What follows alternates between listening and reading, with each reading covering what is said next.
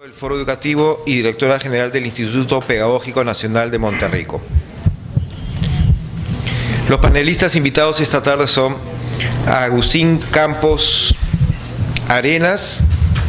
Él es titulado profesor de Matemáticas y Física y doctor en Educación en la Pontificia Universidad Católica, máster en Educación en Temple University, USA, estudios en Educación no formal en la Universidad de Manchester, en Inglaterra, y la Universidad de Edimburgo, en Escocia, PhD en Sistemas Instruccionales en Florida State University, USA, profesor universitario, consultor internacional en educación y autor de varias publicaciones en educación. Juan Borea, licenciado en Educación de la Pontificia Universidad Católica, especialidad de Historia, Geografía y Orientación y Bienestar del Educando. Se ha desempeñado como Director Nacional de Educación Secundaria y Superior Tecnológica en el Ministerio de Educación, jefe de la Oficina Nacional de Coordinación y Supervisión Regional en el Ministerio de Educación, jefe de la Unidad de Promoción Escolar de Cultura y Deporte, asesor del Viceministerio de Gestión Institucional del Ministerio de Educación, asesor del Ministro de Educación y jefe de Gabinete de Asesores del Ministro de Educación. Profesor en prestigiosos colegios de Lima, actualmente es director, tutor y profesor en el Colegio Héctor de Cárdenas. Catedrático en la Universidad de Directores del Instituto Peruano de Administración de Empresas y miembro fundador de Foro Educativo. Y por último, José Luis Encinas, consultor internacional en Educación y Desarrollo Humano, actualmente asesor de políticas educativas de la Dirección General de Educación Básica Regular del Ministerio de Educación. Forma parte del equipo central que coordina la revisión y formulación del Currículo Nacional de la Educación Básica. Licenciado en Psicología con estudios en Maestría en Gerencia Social en la Pontificia Universidad Católica del Perú. Diplomado en Cooperación Internacional para el Desarrollo por la Universidad Alberto Hurtado de Chile. Consultor internacional de UNICEF, Comisión Europea, USAID, Fundación Bernard Van Leer, Cooperación Canadiense, entre otras. Ha sido asesor del Ministerio de Educación de Angola en la estrategia de formación de agentes de educación en el periodo de la posguerra y en los planes de mejora de la educación primaria. Cuenta también con diversas publicaciones, guías y manuales. Cabe destacar entre ellos el libro Prohibido Pegar de 1996, que trata sobre las agresiones entre niños y niñas en la escuela. Dejo con ustedes la mesa de comentaristas. ¿El otro? No, el otro, para que no lo muevas eso.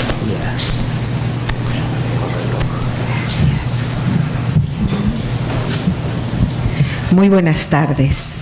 Creo que tenemos que empezar esta mesa de comentaristas felicitando a Hugo por la excelente exposición que nos ha hecho de los procesos curriculares de renovación curricular que se han venido realizando en nuestro país por espacio de 2 décadas.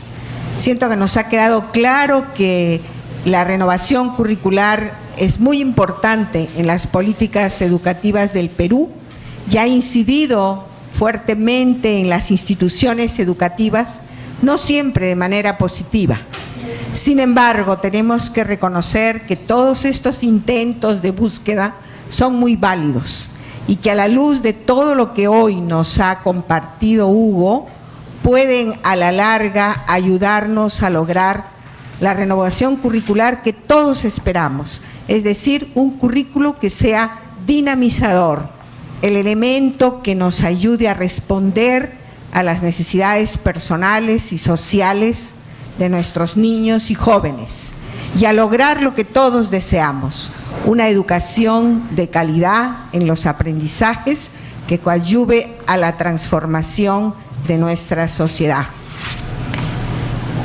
Ahora nos toca escuchar a 3 insignes especialistas en el campo educativo, ya han sido presentados, quienes van a comentar toda la riqueza de la conferencia de Hugo. Empiezo dándole la palabra a Agustín Campos.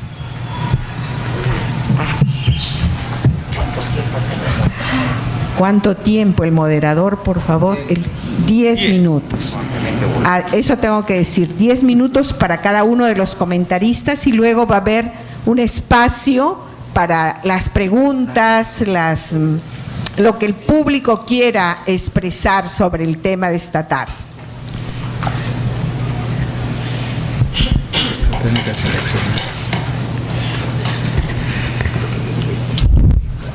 Buenas tardes, señores organizadores de la segunda semana de educación, doctor Hugo Díaz Díaz, autor de la obra motivo de la presentación, colegas comentaristas, invitados todos. Es un grato honor y una gran satisfacción personal el participar hoy en la presentación del trabajo de investigación y de evaluación del doctor Hugo Díaz Díaz, reconocido experto en educación, quien en esta oportunidad nos entrega un valioso y esperado trabajo sobre el currículum basado en competencias que se aplica en el país en la educación básica regular desde hace 2 décadas. El currículum ha devenido en un campo de estudios en sí mismo. De ahí la cantidad de publicaciones y autores dedicados a su estudio. Si bien se le considera a Frank Bobby y a W. Charters como los pioneros de este campo, sin embargo es Ralph Taylor a quien se dice que es el primero en escribir académicamente sobre el tema del currículo. Este trabajo sigue la tradición de estudiar el currículum en sus diferentes dimensiones. El doctor Hugo Díaz hace un rico análisis del uso de las competencias en el diseño curricular, en el caso específico peruano de la educación básica regular. El trabajo en el documento que se nos ha entregado y que también se les ha entregado hoy día a ustedes está estructurado en 3 secciones: competencias en la educación básica, situación de la renovación curricular a inicios del 2016 y concluye en la tercera parte con recomendaciones. Con relación al primer punto, el autor señala acuerdos internacionales acerca de la educación, acerca de la necesidad de una educación integral que se traducirá en conceptos de equidad, mejoras de aprendizaje, pertinencia, etcétera, ¿no? Como puntos de referencia señala la Declaración Mundial sobre Educación para Todos de John Thiem, cuyo artículo 4 postulaba que los estudiantes adquieran verdaderamente conocimientos útiles, capacidades de raciocinios, actitudes y valores, más allá del enfoque tradicional de solo aprendizaje de contenidos. Resalta también el autor la investigación realizada por la consultora McKinsey, que identifica 3 factores que impactan en la calidad y en los resultados educativos. Uno de ellos es el de asegurar que el sistema educativo sea capaz de proporcionar la mayor instrucción a cada estudiante. Y el desarrollo de este factor requiere revisar, evaluar el currículo. Nos informa también el autor que en los años 90 se inician en el Perú una serie de acciones e intereses por medir la calidad de la educación y por medir lo que aprende realmente un estudiante. De ahí aparece la unidad de medición de aprendizajes a través de sus diferentes pruebas, que junto con las pruebas internacionales nos han dado una evidencia empírica, ¿verdad?, sobre lo que está ocurriendo en los logros educativos de nuestros estudiantes. Por ejemplo, se ha encontrado, como también lo ha mencionado ahora Hugo Díaz, que el rendimiento académico se encuentra positivamente correlacionado con los factores socioeconómicos y con los factores culturales, la diversidad cultural y lingüística. A esto un educador norteamericano, Benjamin Bloom, denominaba variables no alterables, porque si bien es cierto tienen impacto en la educación por sí puede hacer muy poco por ellos, ¿no? O sea, son cosas que se tienen que resolver desde otros ángulos y a mediano y a largo plazo, pero no dejan de tener importancia y por lo tanto se deben exigir contar con recursos, ¿verdad? Y acercarse a las poblaciones en las mejores condiciones posibles para poderlas atender. La escuela por sí misma no va a poder resolver eso, por lo menos en corto plazo. Con relación a la renovación curricular, podemos decir, a manera de una introducción, que ha merecido una serie de definiciones. Si nosotros revisamos la literatura que hay sobre currículum, vamos a encontrar una cantidad inmensa, ¿verdad?, de definiciones. Quizá la primera aproximación sería, ¿verdad?, el diccionario de la Real Lengua Española, que nos dice que proviene de un latín que es currículum, ¿verdad? Y que la misma Real Academia dice que es un conjunto de estudios y prácticas destinadas a que el alumno desarrolle, para que el alumno desarrolle plenamente sus posibilidades, ¿verdad? Morton Alpren, un curriculista muy importante en Estados Unidos, desde los años 60 hasta los años 80, él daba una definición muy pequeñita y él decía que es el conjunto de aprendizajes intencionados, propuestos, ¿no? Otros ponen énfasis en el porqué, ¿no?, para que desarrollar una sociedad, etcétera, etcétera, a quienes, a los sujetos que van a ser agentes de su aprendizaje, etcétera, donde en una sociedad que, etcétera, etcétera, ¿no? De ahí, si combinamos todo esto en una suerte de combinación lineal, tendríamos una cantidad muy grande de definiciones. Lo claro es que los aprendizajes de los alumnos son seleccionados deliberadamente por la unidad competente para formar al ciudadano en los términos en que la sociedad lo requiere. Es decir, el currículum implica aprendizajes intencionales y por lo tanto la escuela debe tratar de lograrlos. Esa es su función. Ahora, pero esta propuesta es dinámica, ¿verdad? Se tiene que renovar, se tiene que alterar cada cierto número de tiempo, porque la misma sociedad es cambiante. El doctor Díaz define la renovación curricular precisamente como una herramienta pedagógica que organiza las experiencias educativas para que sus componentes se desarrollen en una forma articulada e integrada de conformidad a los niveles educativos y grados correspondientes a cada uno de ellos. ¿Cómo podemos hacerlo? Pues de manera más o menos seguida, a través de actualizaciones periódicas o a través de renovaciones más profundas cada cierto tiempo. Los tiempos no son mágicos, ¿verdad? Acá se ha considerado 5 años, pues da lugar a que la experiencia, la propuesta sea experimentada, ¿verdad?, y pueda ser evaluada y pueda encontrarse algunas consideraciones de mejora. El doctor Peñalosa decía, un gran educador peruano, que el currículo debería traducir las intenciones educativas de un país. El Departamento de Educación de Educación y Ciencia de Inglaterra sostenía que el currículo es el corazón de la educación. Es cierto, como decía Hugo, el currículum no va a transformar la sociedad. La educación es la que va a transformar la sociedad.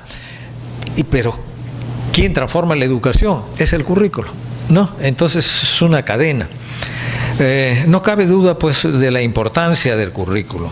Por ello es que no podemos dejar de revisarlo, evaluarlo, ¿verdad? Y tener cuidado pues de dar los tiempos necesarios para que los docentes puedan asimilar las nuevas propuestas.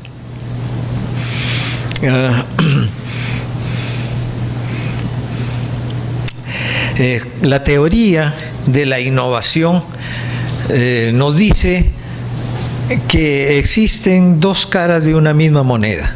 Por un lado está la innovación y el cambio, que va ¿ok? Que es necesario porque la sociedad va variando y tiene nuevas demandas, pero por otro lado existe la estabilidad que es necesaria. No podemos coexistir, no podemos avanzar, ¿verdad?, si todos los días tenemos cambios. O sea, hay que innovar y hay que cambiar, pero inmediatamente hay que tratar de estabilizar, y una vez que estemos estabilizados, ¿verdad?, vendrá un nuevo cambio. Pero no podemos pretender un nuevo cambio cuando no hemos estabilizado. Entonces las propuestas curriculares que requieren, como bien lo ha dicho Hugo, ¿verdad?, capacitación, entendimiento, comprensión, etcétera, etcétera, requieren un tiempo para estabilización, ¿ok? Los tiempos entre propuesta y propuesta, por lo tanto, devienen en importante, ¿verdad? El currículum por competencias, voy a saltar algunas cosas, permítame, ha merecido ya la explicación de Hugo, las definiciones. Por ejemplo, en 9 años han habido 7 descripciones de lo que es una competencia, siendo las últimas definiciones más pequeñas. No se ha manejado un mismo lenguaje, se ha usado lenguaje diferente en cada propuesta, y por lo tanto no se ha tenido conexiones con las universidades, con los institutos que forman maestros, ¿verdad?, para que el nuevo docente no entre en desventaja con la exigencia que le da el Ministerio de Educación en su propuesta curricular. El uso del lenguaje, las demandas y exigencias al maestro son muchas, el uso de la rúbrica, el manejo de indicadores, en fin, una cantidad muy grande de cosas para poder evaluar. Algo que ha mencionado también Hugo y que es necesario: las universidades siguen formando profesores en disciplinas, por ejemplo, en física, en química, biología, ¿verdad? Y al profesor, cuando ingresa al colegio, tiene que enseñar ciencias naturales, pero él es especialista en una de ellas nada más, ¿no? Lo mismo ocurre en las ciencias sociales, etcétera, etcétera. Entonces se tiene que trabajar esas descoordinaciones. Hay que mostrar. También tenemos problemas con la evaluación. La evaluación Agustín, sigue siendo un problema. Te faltan 2 minutos. Gracias. Y bueno, quiero usar ese tiempo en el hecho puntual, que todos los conocemos, es el exceso de propuestas, ¿no? El exceso de propuestas. No hay un tiempo para sentarse y aprender la propuesta, porque ya viene otra. Y dicho sea de paso, hoy día he revisado las propuestas de los 2 candidatos, y hay uno que propone como primer punto, ¿verdad?, un nuevo diseño curricular para educación básica regular. Así que muy a tono de lo que estamos diciendo, ¿verdad? Otra cosa que es interesante también es tratar de hacerlo de una vez por todas, como lo sugiere Hugo, ¿verdad? Así como hay una regionalización, ¿verdad?, que está teniendo problemas. Tenemos que soltar ya el currículum. El Ministerio de Educación no puede prescribir todo, no puede decir el currículo, hasta esquemas de clase nos entrega el Ministerio de Educación. Esto es increíble, ¿no? O sea, se tiene que soltar eso, y las regiones tendrán que aprender. La sugerencia de personal capacitado en currículo se tiene que hacer. Por ejemplo, en Paraguay, en una consultoría que hicimos para el Banco Interamericano, encontramos ese problema: no habían expertos en currículum, y con una universidad se creó una maestría. El ministerio puso como a 30, a 40 maestros, y a través de una universidad se trajo expertos de afuera, ¿no?, que venían, trabajaron durante 1 año, 2 años, ¿no?, y se trajo de diferentes partes del país, y en 1 o 2 años se pudo tener personas capacitadas en currículo en todo el país. O sea, hay maneras de de buscarlo. Y para finalizar, permítame también comentar algo que también Hugo ha mencionado, es el hecho de la promoción automática. Yo también concuerdo con Hugo en eso. Es muy fácil, ¿verdad?, decir mejor que pasen, después qué diferencia hay entre primer y segundo grado, ¿no? Y luego también uno dice, ¿y cuál es la diferencia entre segundo y tercero? Y obviamente si seguimos con esa lógica podemos llegar. Hace algunos años hacía una consultoría en las Bahamas, y una de las cosas que revisé fue el número de alumnos que iniciaba la educación en el primer grado y el número de alumnos que terminaba en el último grado de la secundaria, y el número casi no desaparecía, era el mismo, y era extraño, ¿no?, que comenzaban 100 y terminaban 99 en el último año de grado de secundaria. Y esa era una indicación obviamente de promoción automática. Y en una reunión que tuvimos en el ministerio, y yo dije que se estaba usando la promoción automática, y el ministro y su gente se molestaron terriblemente, me dijeron que eso no, que era mentira, que era una observación equivocada. Y bueno, tuve que volver a revisar mis datos, y en una segunda oportunidad pues tomé un número mucho más grande de escuelas y de diferentes partes del país, y ocurría lo mismo. Ocurre que esa noche, a la anterior a la segunda sesión, el primer ministro había dado una conferencia en un hotel, y él decía que de manera casual había ido a un hotel y que se estaba seleccionando a personal egresado a la secundaria para que trabaje en el hotel. Y decía que al estar él ahí, dijo que quería participar, y participó. Y dice, de 10 candidatos, 7 eran casi analfabetos.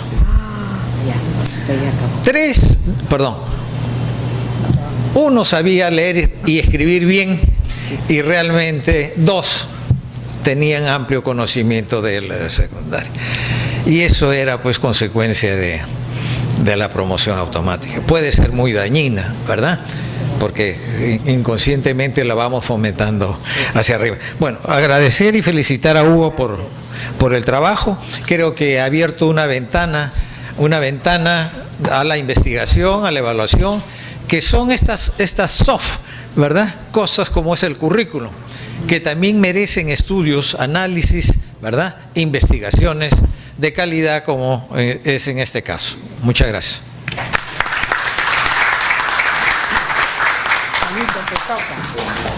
Ahora vamos a escuchar al señor Juan Borea.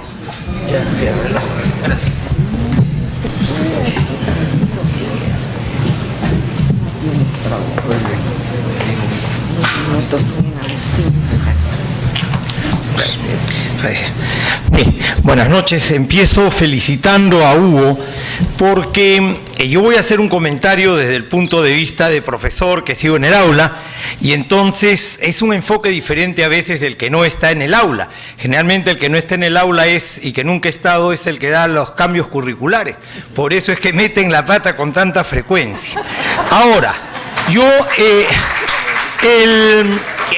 y por si acaso soy muy amigo de los que están en el soy muy amigo, pero muy amigo de Platón, más amigo de la verdad.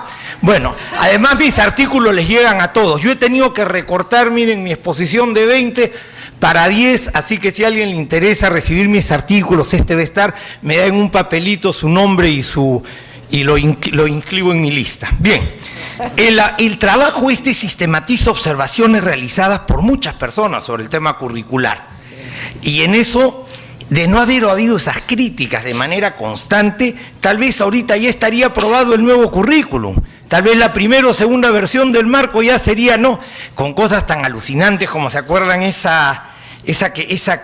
Digamos, aprendizaje fundamental que era aplica creativamente sus sueños y no sé qué.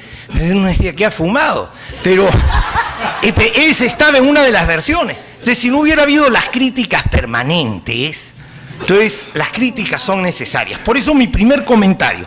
coincidir con la recomendación final de la página 54. Había hasta subrayado, pero ya el tiempo no nos da para irles leyendo.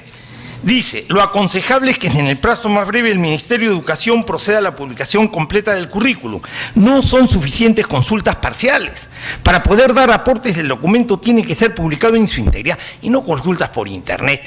Las 8 consultas que han hecho por internet no se pasen. Dice, sobre 8 afirmaciones con no más de 300 caracteres. ¿Y qué afirmaciones son esas? Por ejemplo, la tutoría y la orientación educativa aporta al desarrollo integral de los estudiantes. ¿Qué voy a poner? Que no. Pero eso no tiene nada que ver con el desarrollo del currículo. Y las 8 son similares. Uno de los artículos que publiqué analizaba las 8. Bueno, hay que hacer una consulta integral. Entonces coincido con eso, con Hugo.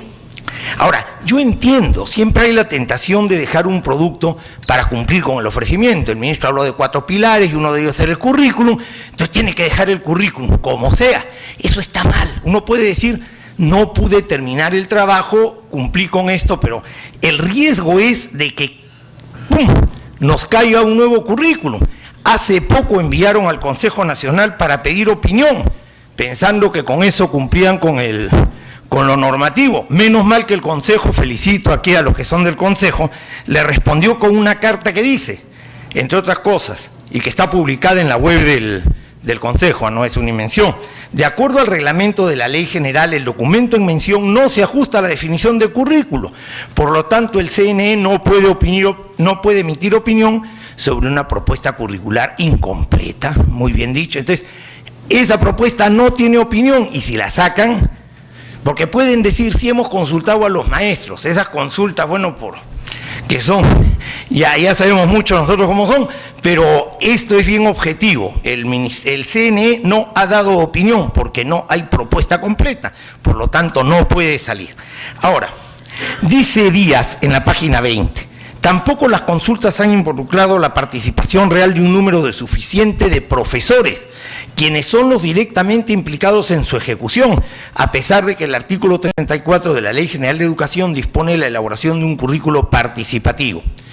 Sigue Díaz, si bien este tipo de documentos no debería ser objeto de consulta masiva, sino de maestros con experiencia, lo que sucede es que en buena parte los procesos de consulta terminaban, escuchen bien, no lo digo yo porque siempre me critican a mí que soy negativo, terminaban siendo un mero formalismo, así dice Díaz, para justificar la aprobación de un nuevo marco de diseño curricular. Es una práctica que habrá que superar en futuros procesos. Claro, hay muchas de las cosas que salen en el libro que no ha tenido tiempo de decirlas aquí. Además es un caballero, pero yo no lo soy, así que yo saco estas partes.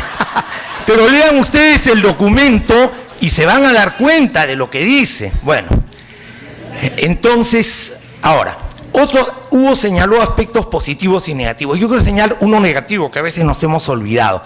El escepticismo. Yo les hablo como docente que hace 47 años que estoy en el aula. Y no es porque sea viejo, sino porque empecé a los 17 años profesionalmente. Y he vivido varios procesos curriculares. Para mí el más importante de todos, el que dejó más marca, la reforma de los años 70. Esa sí cambió la manera de pensar de la educación en el país. Pero a lo que voy es esto. Cuando ya viene una cantidad y cantidad, lo que hay es escepticismo. Entonces los profesores cuando vemos, otro más, ¿no? ¿Y cuánto durará esto? Esa es una cosa que a uno lo desespera. Bueno, quisiera por eso justamente un texto de la página 19 de Díaz dice, una segunda característica de las políticas curriculares ha sido la modificación del currículo nacional en plazos muy cortos. Para los profesores peruanos, las últimas décadas han estado plagadas de normas cambiantes y que al mismo tiempo aumentaban la complejidad de la programación. En el Perú muchas veces hemos tenido una actitud de reverencia casi religiosa ante los nuevos cambios, ¿no? Cuando vino el conductismo de Tallahassee en la década del 70, el informe del ORCE en la década del 90, el constructivismo en la década del 2000. Hay que conocer y aplicar los nuevos enfoques, pero yo les puedo asegurar que muchos puntos de la escuela nueva del siglo XIX todavía no se aplican. El problema es que cada cual que viene nos enjuagamos la boca con los términos, pero no nos interiorizamos. Entonces lo que hay que hacer es aplicar y convencer. Yo soy de los que digo, de acuerdo a lo que dice la Constitución, Hugo decía hay que hacer caso a la Constitución. Les voy a leer el artículo 16 de la Constitución. Tanto el sistema como el régimen educativo son descentralizados. Muy bien. El Estado coordina la política educativa, formula los lineamientos generales de los planes de estudio y los requisitos mínimos de la organización de los centros educativos y supervisa su cumplimiento y la calidad de la educación. ¿Por qué entonces obligar a un determinado enfoque? Hay gente que enseña, miren, ¿saben cuál es el mejor enfoque? Aquel del cual el profesor está empoderado y lo usa bien. En lo otro lo que hace es enseñar como siempre e informar como los pide el ministerio, con lo cual nos obligan a todos a mentir, a mí también, porque tiene que estar mintiendo diciendo lo que no haces para que el ministro o el funcionario esté contento. Y entonces las políticas educativas se desarrollan en base a las mentiras que todo el mundo vamos desarrollando en nuestros informes. Yo los tengo hechos desde enero para presentar en diciembre, si no me interesan. Entonces, pero es que eso no se dan cuenta. O sea, miren, cuando yo era jefe de gabinete viajaba mucho, jefe de gabinete, porque a mí me encanta viajar, decían, qué sacrificado el profesor Borea, cómo se ve esos lugares, si yo paro en esos lugares todo el tiempo porque me gusta. Bueno, llegaba a las escuelas de la selva, por ejemplo, y encontraba los libros que con tanto esfuerzo había mandado el ministerio, estaban todos ahí hermosos, intocados, porque no había un dedo de niño. Entonces ya después de unas cuantas aguas con el profesor, porque así solo no se soltaba, como dicen los latinos, in vino veritas, entonces con las agüitas, al final me decía que él enseñaba con coquito. Pero es lo que más sabe hacer. Miren, no es que yo esté en contra de las competencias, por si acaso, pero lo que sí digo es que si queremos que el maestro aprenda las competencias, hay que convencerlo de que es mejor. Por imposición nadie aprende, por imposición uno informa. Y como la mayoría de los docentes no han aprendido en este sistema en las universidades ni en los pedagógicos, hay que convencerlo de que es mejor, no imponerle. Por eso yo digo, la Constitución es clara. Te quedan dos minutos, exacto, Juanito. Justamente para dar dos recomendaciones finales, ¿no? Como digo, esto se lo puedo dar más desarrollado a los que están interesados, me dan su currículo y su correíto y se lo mando. Primero, a la comunidad educativa. Esto es una invasión a la comunidad educativa. Tenemos que ser parte activa en la construcción del currículo. Solo así podremos tener un producto de calidad. Pero, y yo señalo aquí, las instituciones de la sociedad han estado muy calladas en el tema curricular. Nos han dejado solos a unos cuantos gritones. ¿Dónde han estado las universidades con sus pronunciamientos, con sus análisis sobre las propuestas? Yo no los conozco. ¿Dónde ha estado el SUTEP? ¿Dónde han estado los colegios de profesores? ¿Dónde han estado las instituciones de la sociedad civil, las asociaciones de directores?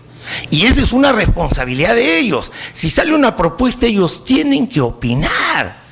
Entonces, no puede ser que lo dejemos solos, porque la buena voluntad de los funcionarios del ministerio no basta. Hay que mirar desde varios lados. Yo he sido también funcionario del ministerio. Sé lo que es la presión política. Política en el mal sentido de la palabra, porque la política es una palabra grande y buena. Pero la política, tenemos que sacar el producto a como dé lugar. Y a unos lo fuerzan, y claro, ¿qué le vas a decir al ministro? Tienes que, ¿no? O al viceministro, a quien sea, tienes que decir subordinación y valor y tragar el sapo, ¿no? O renunciar. Bueno, la segunda, el llamado a las autoridades del ministerio para que no cometan el error de promulgar un currículo inconsulto, porque hay indicios como esta consulta al Consejo y rumores que uno siempre ha dejado amigos en el ministerio que le dicen que se está pensando, esto no se puede hacer, porque ya han hecho una modificación que no debieron haber hecho, y Hugo lo ha señalado, la 199-2015, esa fue una modificación del currículo, inconsulta, pero claro, sí consultamos porque la llevamos a un evento que hubo en el Consejo Nacional, pero justamente las recomendaciones de esa consulta fue que no la publiquen, que estaba mal hecha, pero en la resolución de aprobación dicen y señalan a esa consulta, pero yo he leído los resultados de esa consulta, dicen que está mal, resolución dice que se consultó ahí. No puede ser, ¿no? En este sentido, la carta del Consejo al Ministerio también la menciona, diciendo, quisiéramos referirnos, el Consejo Nacional de Educación termina su carta diciendo, quisiéramos referirnos a la RM 199, que modifique el DSN y que desde su publicación parece haber generado confusión en el magisterio. Notamos, y esto es bueno que por fin lo diga, aunque tarde, más vale tarde que nunca, notamos que esta resolución ministerial se realizó sin consulta al CNE, a pesar de que el artículo 27 del reglamento de la ley lo estipula. Son indicadores suficientes para no ceder a la tentación de decir hemos cumplido con presentar un currículo, porque lo único que van a hacer es generar más problemas a los maestros y más problemas al próximo gobierno, que va a tener que derogarlo de todas maneras. Entonces, ¿para qué lo publican? Bueno, muchas gracias. Muchas gracias, Juan. Ahora sigue la palabra a José Luis Encinas.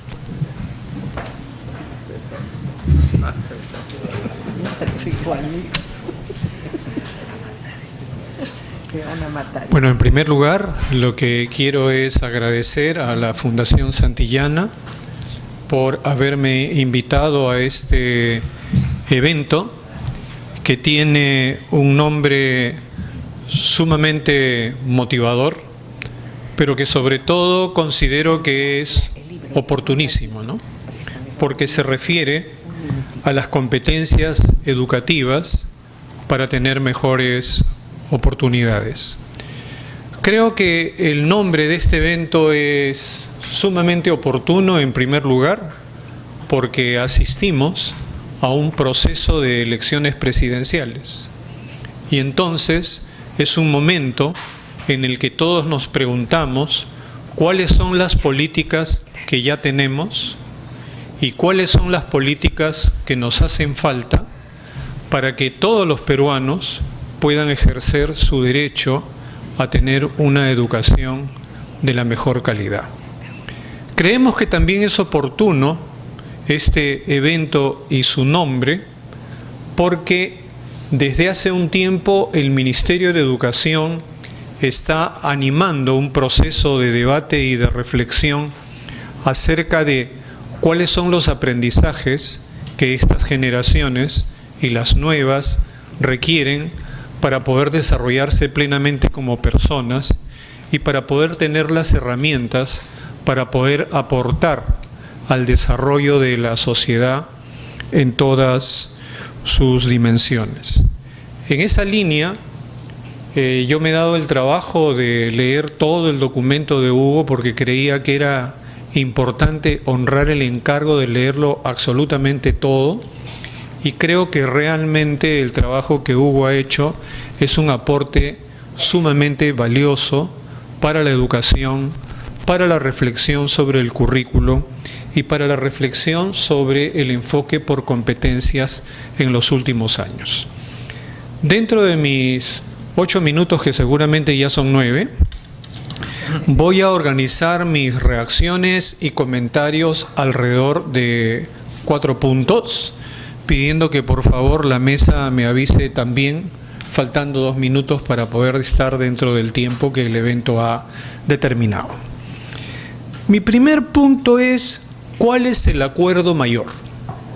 Yo soy aficionado a la música. Entonces me di el trabajo de revisar qué es la música polifónica. En la música polifónica, los cantantes construyen una armonía común, pero en realidad cada uno de ellos tiene una melodía propia y un ritmo propio, que sin embargo, cuando se encuentran, logran construir una música en conjunto. Siendo así, no he encontrado en las 54 páginas del trabajo de Hugo ni una sola afirmación que diga que el currículo debe seguir igual. Más bien he encontrado 19 recomendaciones con las que él cierra su trabajo, donde nos orienta y nos alienta a que haya un cambio curricular. más allá de todas sus alertas y advertencias, que muchas de ellas las suscribo, Hugo nos propone en su trabajo: cambiemos el currículum. Dicho esto y estando de acuerdo en eso, paso a mis siguientes opiniones. De todo este esfuerzo que hace Hugo, es importante ponernos de nuevo en la pregunta: ¿qué ganamos con el enfoque por competencias? ¿Por qué tendríamos que seguir yendo por ese camino? ¿Qué nos aporta el enfoque por competencias? Y Hugo señala en su trabajo que para el docente el enfoque por competencias significa tomar conciencia de que un aprendizaje tiene sentido cuando se concreta en su vida. Es decir, cuando lo que aprendes lo puedes poner como parte de tu vida. Y agrega que este aprendizaje que se puede concretar en la vida, que no solamente es una información, sino algo que colocas en tu vida, está acompañado de valores y actitudes. Es así, Hugo, ¿no es cierto? Sí. Es así como tú lo has puesto. Nosotros en el ministerio, además de cometer errores, también recogemos evidencias.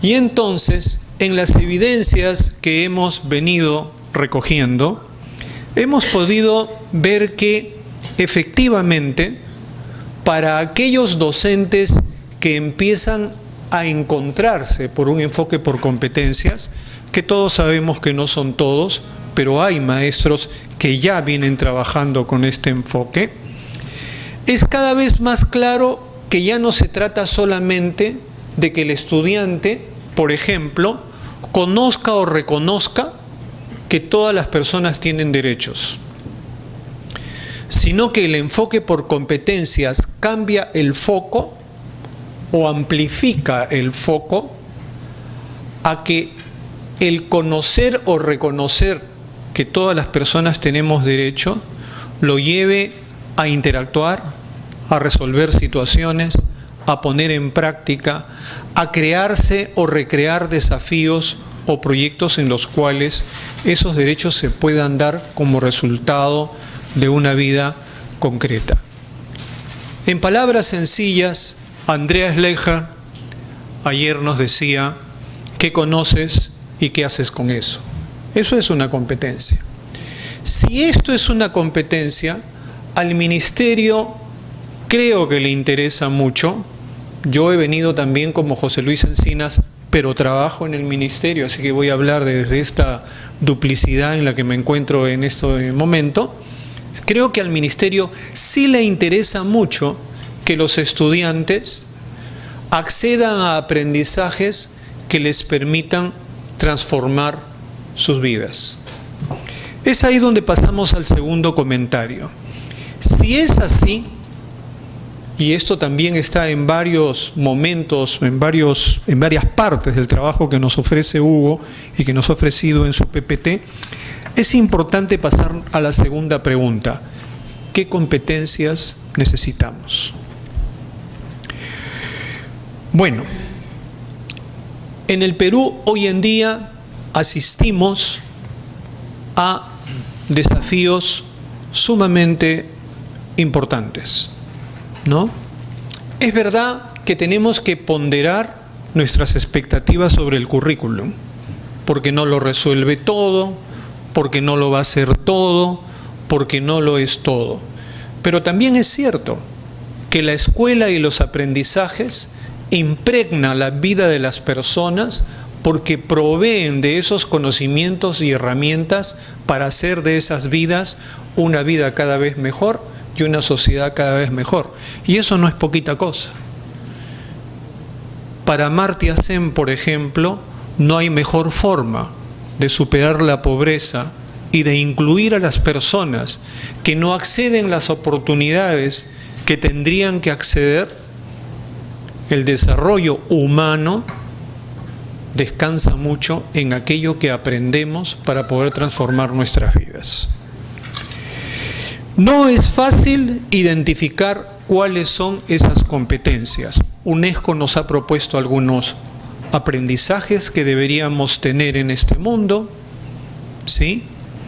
La OEI ha propuesto reflexiones al respecto. La propia Ley General de Educación propone cuáles deberían ser esos aprendizajes a los que todos los estudiantes deberían tener acceso. El Proyecto Educativo Nacional, en su objetivo estratégico número 2, cuando habla de la política 5 sobre el marco curricular, también señala aprendizajes. El DCN nos ha legado un conjunto de propósitos y, por supuesto, siempre va a existir la tentación de lo que César Coll llamaba el currículo trencito, que es no priorizar e ir sumando aprendizajes. Nosotros, o quienes trabajamos cerca de este tema, sabemos que siempre es perfectible identificar cuáles deben ser las competencias del currículum. Pero creemos que esas competencias deben ser pocas, deben ser recordables, deben ser transferibles, deben ser enseñables, deben ser posibles de ser evaluados. Aquí yo no les voy a leer la lista de las competencias, pero sí les puedo decir que logramos tener, entre muchas cosas que hemos venido haciendo en los últimos tiempos, meses, una encuesta para unas 400 personas, que no es representativa para nada, ni quiere decir nada, y nos llamó mucho la atención que estas personas, muchas de las cuales no son docentes, nos dijeran que los aprendizajes que consideraban que eran más importantes tenían que ver con dos cosas.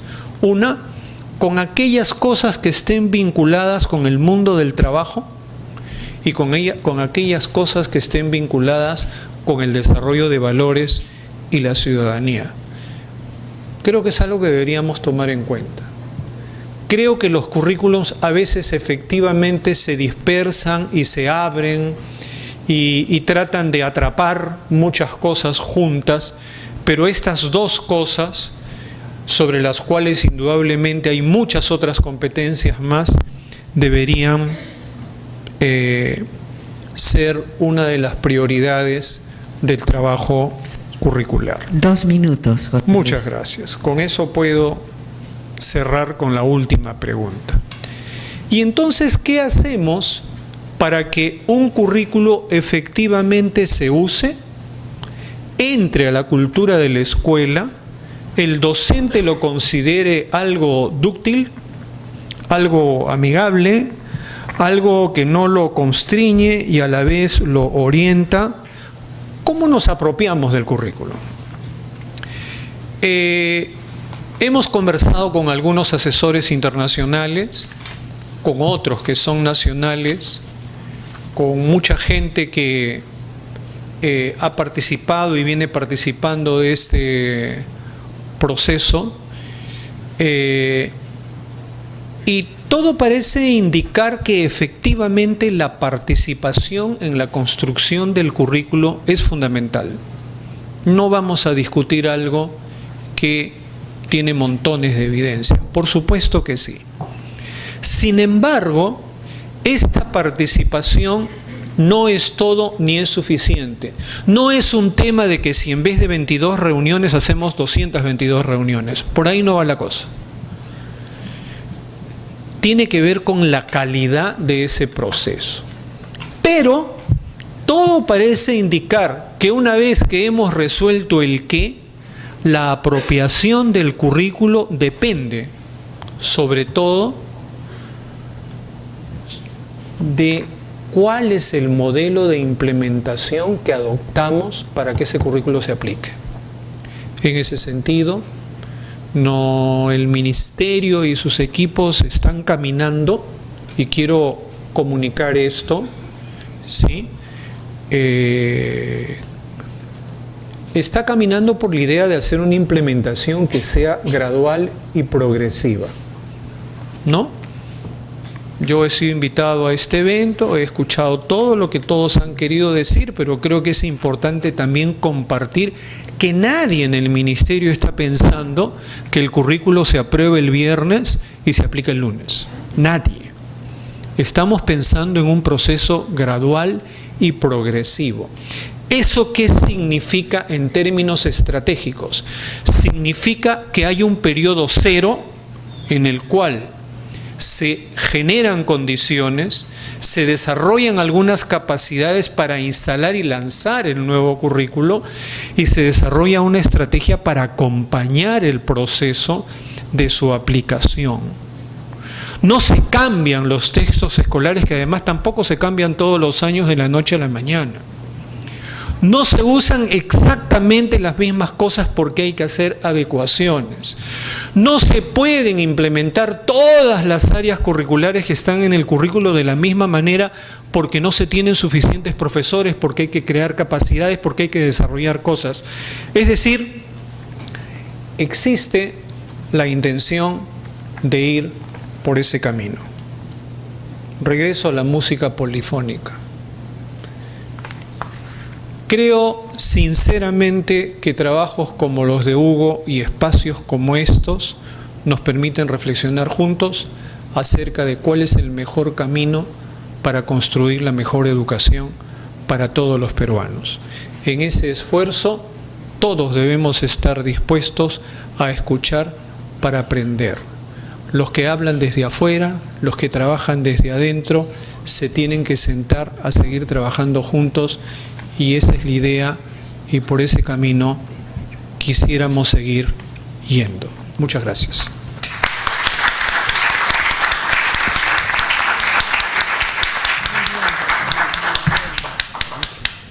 Bueno, los tres comentaristas, cada uno con su estilo propio, su experiencia y su ubicación, han resaltado el aporte valioso y realista de la presentación de este análisis sobre los procesos curriculares en el país que esta tarde nos ha presentado Hugo.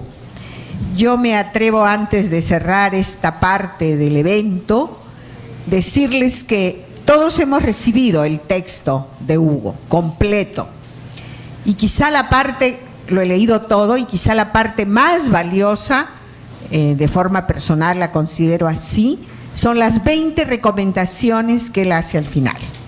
Son 20 orientaciones, medidas importantes, imprescindibles para el futuro trabajo de renovación curricular que todos deseamos aquí en el Perú y que es tarea de todos. Muchas gracias.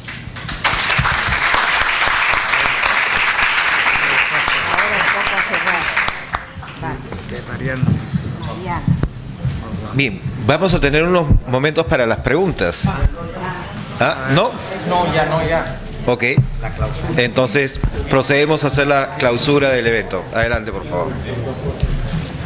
Me estaban diciendo que sí, pero... Bien, llegado el momento de clausura, es un momento que quizás ya casi es el comienzo, no tanto el último momento de esta segunda semana, sino casi el primer momento de la siguiente. Yo quería recordar muy brevemente el tema de la semana. Ha sido un tema en torno a las competencias educativas y con dos partes. Una parte, digamos, el informe que expuso ayer Andreas Schleicher como director de educación de la OCDE, en la que yo, haciendo una referencia a otro informe de la OCDE, califico las competencias, como dicen ellos, como la divisa global del siglo XXI. Las competencias ofrecen más y mejores oportunidades. Fundamentalmente no es un valor educativo en sí mismo, sino es aquello que posibilitan para que las personas crezcan, se desarrollen, tengan mayor bienestar, mayor equidad y mejor vida en general. Y son las competencias un factor clave que, como decía ayer Andreas, compensa dos tipos de desventajas. Se asocian muchas veces competencias con productividad. Las competencias compensan desventajas de tipo económico, evidentemente, y además, por un informe de la OCDE, hasta una proporción de hasta el 1 por 2, y además desventajas sociales que tienen que ver con la salud, el bienestar, el empleo, la crianza de los hijos, un montón de factores. Por lo tanto, digamos, es un tema que en este momento es crucial, y crucial bajo un punto de vista global para la región, para América Latina. Esta región es una región que tiene un reto de competitividad importante en una economía globalizada. Es una región que poco a poco va dejando de ser una región que depende de la venta de las commodities. Ese es el factor que cruza por todo esto. En segundo lugar, el currículo. El currículum merece y necesita una revisión crítica porque ha supuesto un tema que ha ido transversalmente creciendo y evolucionando junto con tres utopías. Una utopía sociopolítica, que en un momento determinado planteaba cambios radicales a partir de unos modelos sociopolíticos que por sí mismos iban a transformar la realidad, lo cual se demostró que no era real. En segundo lugar, unas utopías, como se ha dicho, psicopedagógicas, especialmente el constructivismo, que por la construcción de un discurso por sí mismo iba a transformar la práctica docente de cada maestro y cada maestra en cada escuela, y últimamente una utopía tecnológica, que por la dotación de unos recursos tecnológicos iba a cambiar la realidad. Bien, el currículo en este momento se plantea como un elemento que supera esas utopías y que afronta otros retos distintos. Para nosotros la Fundación Santillana, después de 33 años de vida y de actividad en toda América Latina, en España y en Portugal, este tipo de eventos y este en particular son nuestra razón de ser, porque sirven para aportar información relevante. En este caso ha sido muy relevante el informe de la OCDE, primicia mundial, se presentó ayer aquí, o incluso en prensa de otros países aparece la referencia. Fue un privilegio que Andreas se comprometió hace meses y que cumplió, y un informe muy relevante como ha sido el de Hugo. Son dos informes complementarios bajo un tronco común que dan contenido al ser, la intención de la Fundación Santillana. Por otra parte, favorecer el debate. Creo que esto produce debates que se producen en la sala y fuera de la sala y que se trasladan al Ministerio y la sociedad peruana en su conjunto. Y, por supuesto, y muy importante, provocar propuestas. De aquí salen propuestas. Hugo ha hecho una serie de ellas, el informe de la OCDE también hacía propuestas, y creo que no podemos dedicarnos únicamente a hacer tareas diagnósticas y de observación, sino que hay que mojarse. Y hay que mojarse, y todos tenemos que mojarnos ese proceso. Y ya, por fin, con esto no concluimos.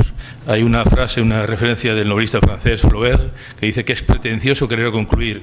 Si es pretencioso querer concluir en la vida, en educación, es imposible, radicalmente imposible. Esta es la segunda semana de educación de Lima. La Fundación Santillana, en sus 33 años de vida, insisto, tiene muchas aspiraciones. Una de ellas aspiraciones es no ser efímera, y sus actividades no ser efímeras. Esta es la segunda de Lima. Hace un mes celebramos en Madrid la 30ª Semana de Educación. Estamos seguros que llegaremos en Lima a la 30ª Semana de Educación en el futuro, con todos ustedes, con el apoyo del Ministerio y la colaboración del conjunto de los docentes del país, que son la base y el motivo de nuestro trabajo. Muchas gracias y hasta la próxima actividad.